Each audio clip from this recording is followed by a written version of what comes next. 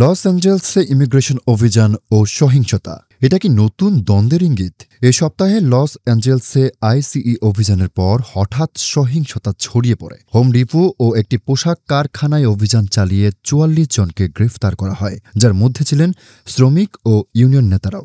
কিন্তু প্রশ্ন উঠছে, এই অভিযান কি কেবল আইন প্রয়োগ নাকি রাজনৈতিক প্রদর্শন? আইসিই বলছে আইনশৃঙ্খলা রক্ষায় লক্ষ্য, অথচ শহরটি স্যাংচুয়ারি সিটি হিসেবে পরিচিত। প্রতিক্রিয়ায় বিক্ষোভে টিয়ার গ্যাস, পেপার স্প্রে ও ফ্ল্যাশ ব্যাং ব্যবহৃত হয়। আহত অন্তত ৩ জন, গ্রেফতার আরও অনেকে। প্রেসিডেন্ট ট্রাম্প ২০০০ ন্যাশনাল গার্ড পাঠানোর নির্দেশ দিয়েছেন, প্রয়োজনে মেরিন বাহিনীও নামতে পারে। কিন্তু কেন এখন এই অভিযান? ট্রাম্প প্রশাসনের ঘোষণা, প্রতিদিন ৩,০০০ অভিবাসী আটক করতে হবে। গভর্নর নিউজম এটিকে উত্তেজনা ছড়ানোর নাটক বলেছেন। মেয়র কেরেন বাসের ভাষায় ভীতির রাজনীতি। এদিকে ট্রাম্প নিজের ব্লগে বলেন, যারা এতে ভোট দিয়েছেন তাদের ধিক্কার জানায়। এই ধরনের বক্তব্য কি কেবল রাজনৈতিক ইঙ্গিত নাকি বিভাজনমূলক কৌশল? এই সহিংসতা কেবল লস অ্যাঞ্জেলসের নয়, বরং যুক্তরাষ্ট্রের ইমিগ্রেশন নীতি ঘিরে গভীর দ্বন্দ্বের প্রতিচ্ছবি। প্রশ্ন রয়ে যায়, আইন প্রয়োগের সীমা কোথায় আর মানবাধিকার রক্ষার শুরু কোথা থেকে? আপনারা দেখছিলেন